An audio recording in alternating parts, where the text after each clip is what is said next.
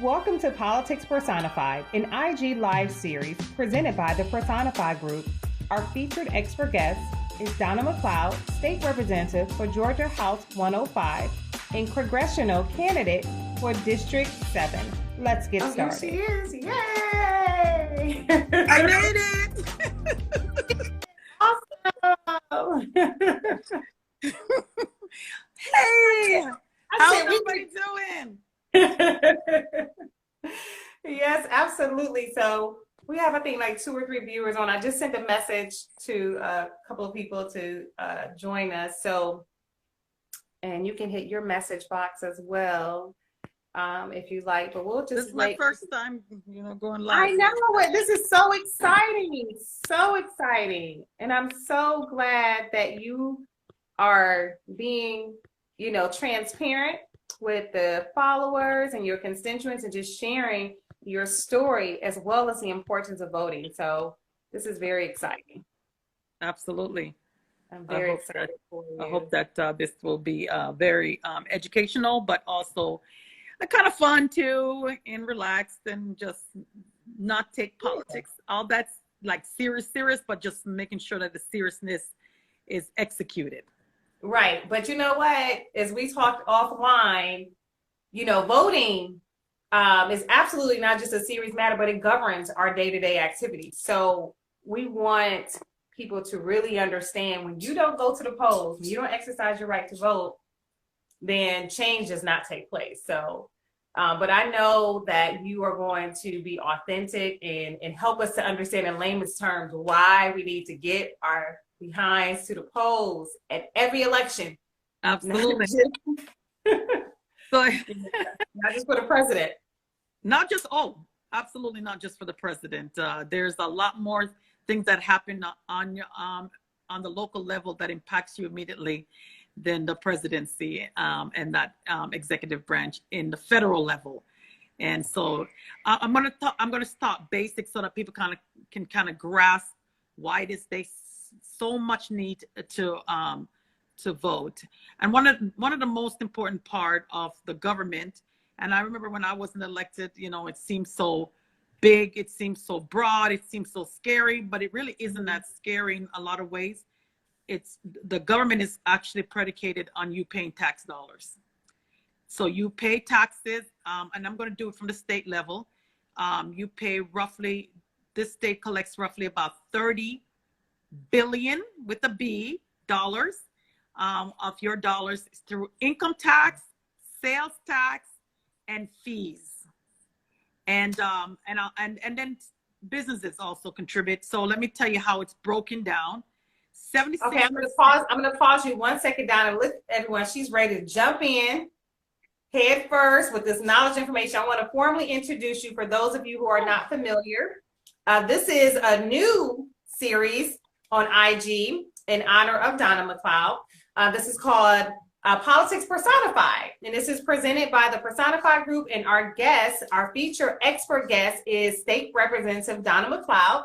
She's currently State Representative in House District 105 here in Georgia, and she is running for Congresswoman in Georgia's 7th District. So the purpose of this series, the purpose of this forum, the purpose of this live tonight is for her to come on and educate followers, constituents all over, because it's the same whether you're in Georgia, Ohio, Michigan, to educate you about the electoral process.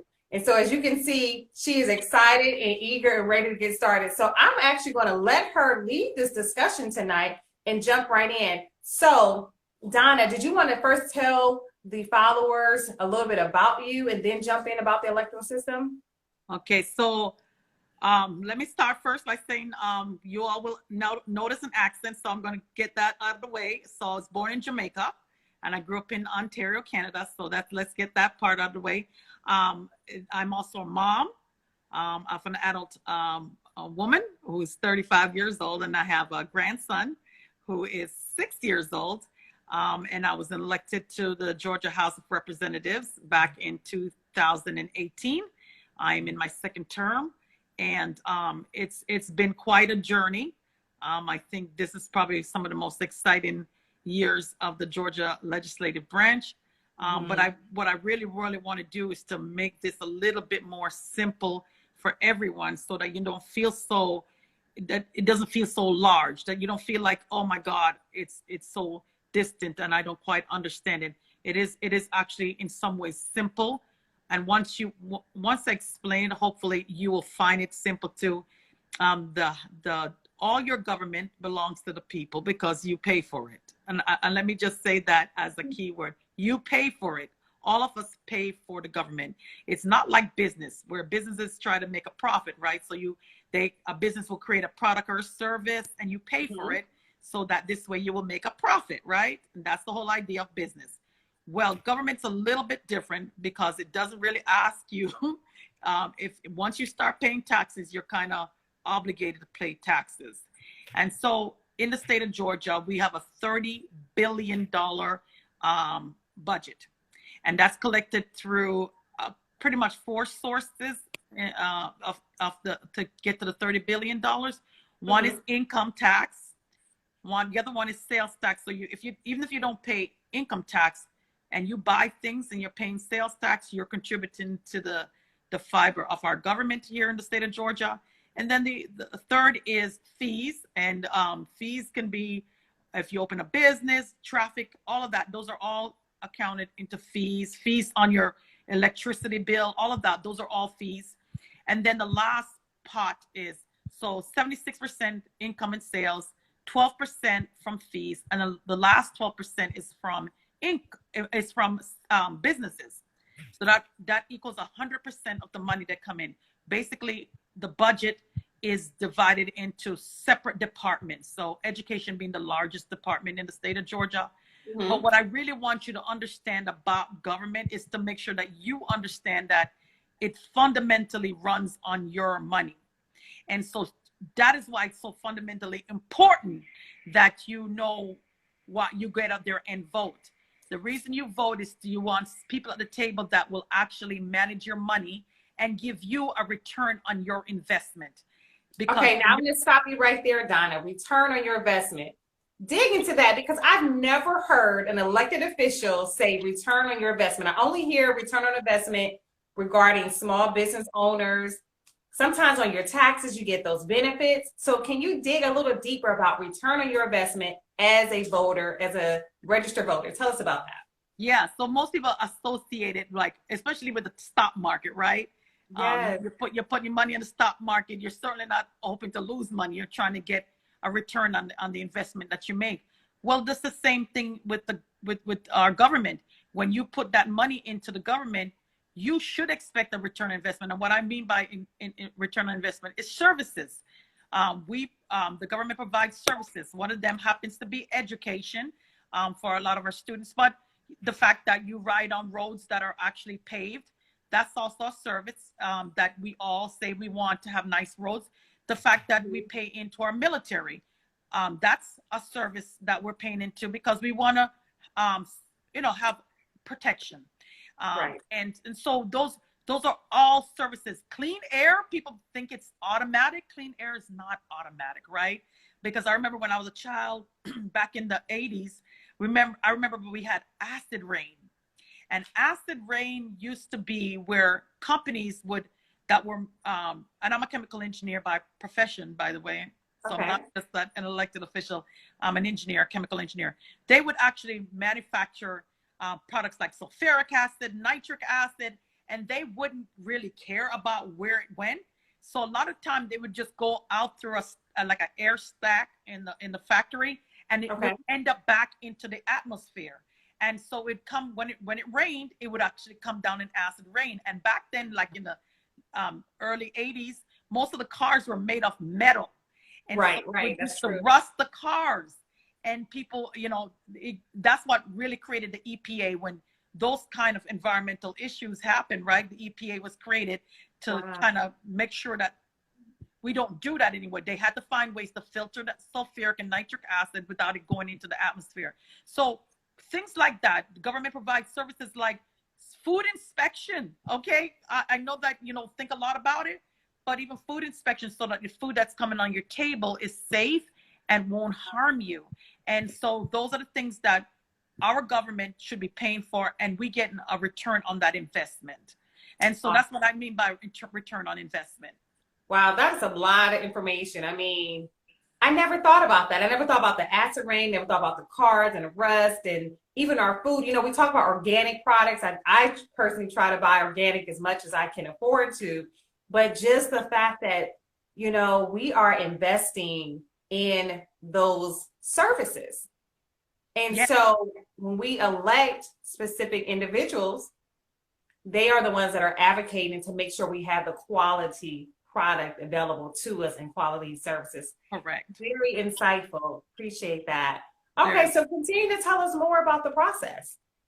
So, you know, again, when we're down at the Capitol and you have good people on your behalf, you challenge where the budget, because the budget actually is a reflection of your values, what you believe in. And so just like your household, what do you spend the most money on, right? That's usually tells your priorities. Well, our budget should tell our priorities. So basically, we've said that the House of Representatives and the Senate in Georgia, our number one funding responsibility is education. So one of the things I've been pushing back as a legislator this year is because the funding formula for it's called the Quality Basic Education Formula. The last time that formula was actually updated in Georgia was 1985. 1985. 1985. I live in Gwinnett County, and if you ever come through Gwinnett County, if you were ever here 30 years ago, 40 years ago, Gwinnett County doesn't look anything like it did even 30 years ago. And just the sheer population growth and the diversity in the population and the different needs. We have a lot more children that have special needs that are actually in the school system now. We have children with English as a second language. We have kids that are below the poverty line. And so it's important that we actually provide services to everyone, because everyone is paying their tax dollars into this. And so the QBE formula, 1985. So my colleagues on the other side, I happen to be a Democrat, my colleagues on the other side, the Republicans, they have been claiming that they are fully funding public education. That is, I guess that is misleading at best, because what they're saying is they're fully funding the formula that was 1985. Okay. It has not been updated since 1985, so it is not meeting the needs, and it's not providing all the services that are required. Anybody who has had a child that has had IEP, all of that funding comes from the federal government. We are, as a state, we're not putting any money into the special needs part. So I think this is where I'm drawing the line. I'm saying, look, we need to look at this formula, make this formula work for everyone. So I introduced some legislation this year, HB 71, to actually do a pilot program to look into that. But here's the even more critical part of that is that when we don't fund the school system, a lot of kids fall in the crack, right? And a lot of kids fall out. And what we do is then create a more of a pathway from the prison to school pipeline, right? So if a child is not reading by like grade 3, it's more likely that they're going to give up and then get into a situation where they shouldn't be and cause themselves more issues. And the school to prison pipeline is then broadened. We also, in our budget, it's another department, is detention. And in that detention, we have state-run prisons and we have local prisons, but in as it pertains to the state, we fund state-run prison as well. But here's the other part that we also fund, which is something I have a really big problem with. We are funding 5 private prisons. We have allocated $140 million to private prison. So that tells me a bit about the priorities of the state when it comes. If you're not willing to take that money to put into education, you're willing to basically use it for private prison, you're actually telling me a narrative about what you're trying to do. And so pushing back on that was very, very important to me this session. Okay, well, let's go back to the QBE. Okay, so you mentioned that you introduced legislation this year. I think you said HB 71, if I'm Yes, correct. yes. Tell us more about HB 71. How does that impact the current QBE system? And in your role as a legislator, how is that going to affect the positive change that people need to hear about? So the reason why I end up doing HB 71 is when I initially started my very first year of session it was 2019, and I had some young people that were my legislative aid, and what happened was the I guess the lobbyists for the school system here when it came down to the Capitol and said, "Hey, Representative McLeod, we still need some money for the cafeteria workers and for the school bus drivers." And I was like, he said, "Can you ask Chairman England how we can get some more money?" And I thought to myself, "We need more money? I thought we fully funded QBE." And he said, "No, we're still having some issues." So, okay. So I went over to Chairman. I said, "Look, our school system needs some more money." And he said, "Okay, I'll look into it." But that's when I realized there was a problem. I ended up going around looking for the reason why this was happening. Found out that there was actually a study done in 2015 that clearly stated that this was an issue. There was a funding issue. And so we took that study and we actually summarized it and created this bill, HB 71. And what it would do is it's a study program to look at 6 schools, to look at different criteria and their weights, like English as a second language and kids with special needs. So we actually, put some of the onus of making sure that our children with special needs is also got some money from the state. And so that's what we did. Okay. All right. Awesome. So then now let's transition back to the 140 million, I think you mentioned, of funds that are going towards private prisons here in Georgia. And so talk to us about what's your plan to take some of that money and put it where it, should be appropriated, which is public schools, healthcare, perhaps. Yes. Maybe infrastructure. Tell us about that, your plan for that. Yes. So I introduced a piece of legislation to actually remove that funding altogether. They claim it's because the private prisons help them to house people. But if you're investing in education early, having good health care, good nutrition, you're actually going to cut down on that because you're going to have a healthier society, a thriving society, rather than one that is, basically destined to fail because you've already set it up. You've already said, I know you're going to fail, so I'm going to invest in that failure right now instead of saying I'm going to invest in ensuring that it's a success. So that's kind of where, and so that money, that $140 million, could go in so many other programs. In fact, some of the departments, the people that work there, they're making like $28,000 a year, $30,000 a year. Most people can't live off of that, and they're usually asking for kids, young people with graduate degrees, masters. Those are the qualifications. Exactly, and you want to pay them $30,000. That's crazy. Wow. Okay. Awesome. So now, as you are transitioning from an experienced, elected official locally in Gwinnett County, and now are ready to take the next leap at the national level as Congresswoman, can you explain to us some of your platform, your vision as to what you plan to do to continue to grow this District 7, Georgia's 7th district? What are your plans for that? So, one of the things, state legislation is very, very powerful legislation. And I always I try to let people see the magnitude of state regulations and laws by the fact that states like Georgia, Mississippi, Alabama actually encoded slavery, right? So it was a law.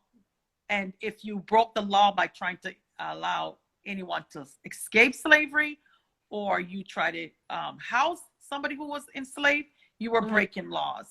And so we need to understand how they interact with each other. So federal laws are usually created because the state has created some egregious law or something that's really, really bad.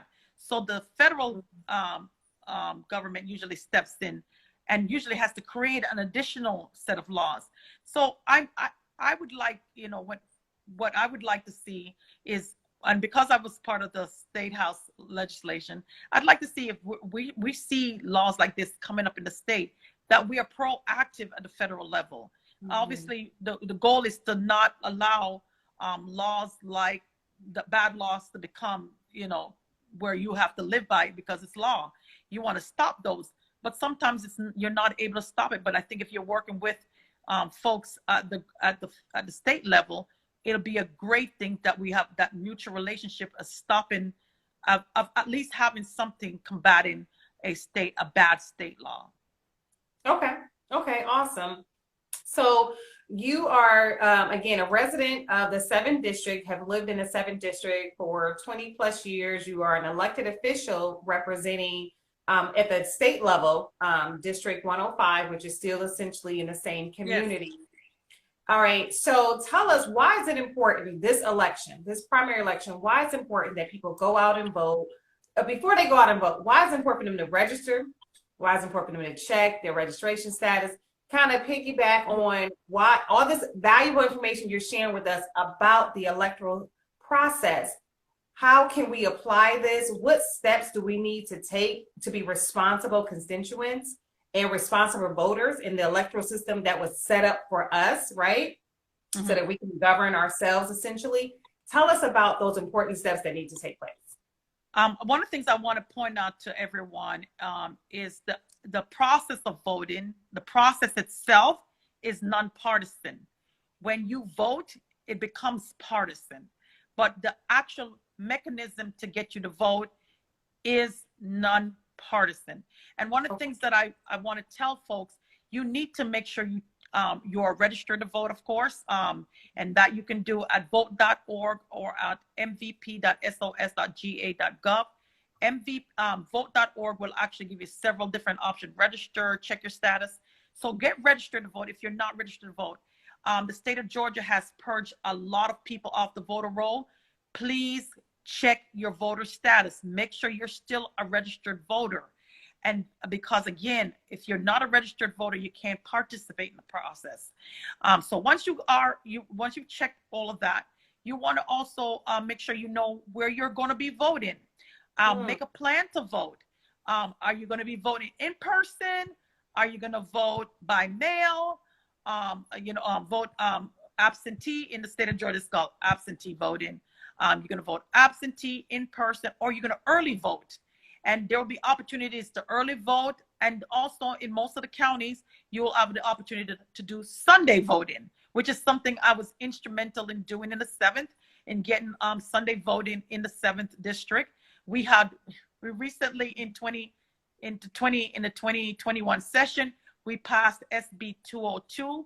Again, a law that was predicated on a lie, but we do have it. It's now law. That's what I've just said, everybody. If once the state passed a law and there's no federal law to combat it, the state law stands. So we still have not had a full election based on that law being passed in 2021. So we have a lot we have to make sure that we're making these plans to vote. They've criminalized food and drink, or line warming. So they've literally said that could be criminalized. So if you're found holding a space in line for somebody, you could be charged criminally for it. And so those are things that we need to be mindful of. It is important that everybody get out there and vote, because I wouldn't be a state legislator if people weren't willing to vote, right? So it's not magic. And I'm certainly not, I didn't come with any silver spoon. We lost the sound, Donna.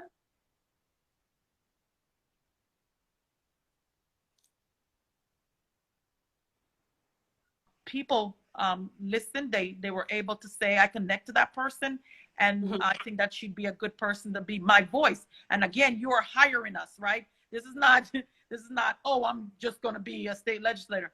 When that's why you see people come around and say politicians always come around when they're wanting to be getting hired. Yeah, they do. But again, that's just the first part. If they are hired, you do hire them. The other part is to keep them accountable as well. Make sure you keep them accountable. That's also your job. Yes, awesome. Okay, well, I love it. So again, everyone, specifically in the state of Georgia, make sure you check your registration status. And the reason why I say the state of Georgia, because Donna McLeod, Representative Donna McLeod, she's a current elected official. She's running for Congress, which we know is a national level. And she wants to make sure that everyone gets out and check their registration status so that you can have the opportunity to exercise your voice, exercise your right to vote. And the purpose, again, of Politics Personified, this series, is to educate you as constituents, educate you as neighbors, educate you as legally aged voters. Some of you may not be registered to vote and you are of age, but to encourage you to get out, get registered, and make your voice be known. Understand that the elected officials, such as Representative McLeod, works for the people. It's not the other way around. She was elected along with all the other elected officials. So again, no matter what state or city that you reside in, those elected officials, you put them in office. And you also put them in office when you don't vote. Yes, so keep that in mind. You place them in office when you don't exercise your right to vote. You give up that right to make that decision of who leads you. So it's very critical. You continue to do your research on the various candidates. We will be back again next week. Let me add one thing before we sign off, a couple of things.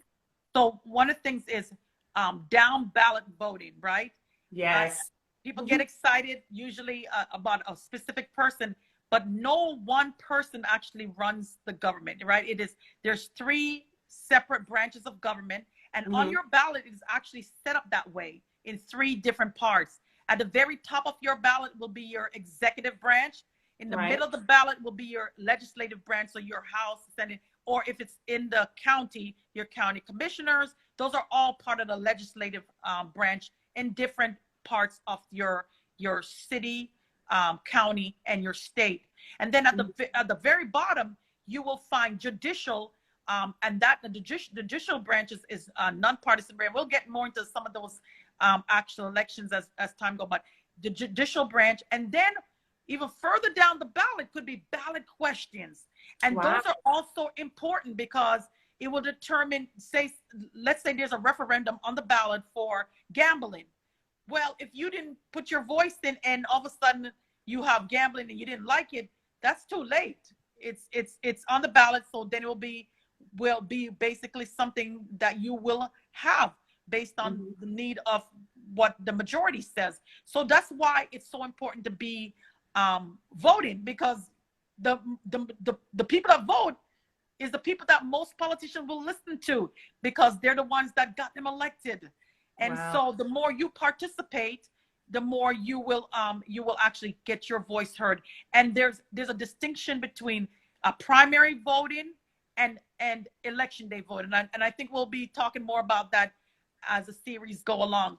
But it's so important for you to understand the process. Absolutely. And we absolutely appreciate you taking the time out of your busy schedule, serving the community. Again, this is State Representative Donna McLeod. She's currently representative in Georgia's House District 105, but she's running for Congress. She's running for Congress in Georgia's 7th District. And it's important for her to educate constituents and voters all over, but specifically here in Georgia, about the importance of exercising your right to vote and understanding the legislative process so that you can be more confident and comfortable to get out and vote. So we will be back, as she stated, we'll be back next week. We'll dig into more topics and dig deeper. If you have any questions, you can always send me a direct message on the Personified group. You can also direct message Donna for Congress. She's on IG, she's on Facebook. She has a YouTube channel. She's on Twitter. So please go and follow her as well. She's very transparent, very authentic. She's willing to answer any questions that you may have Well, please make sure you tell a friend to join us next week as we continue this series of Politics Personified. Again, thank you everyone for joining us, and have a good night. And please visit my website, www. Oh, yes, absolutely. Thank you, Donna, for that plug. Yes, make sure you support her campaign for Congress at donnamccloud.com. All right, have a good night, everyone. Thank you for joining us. Good night.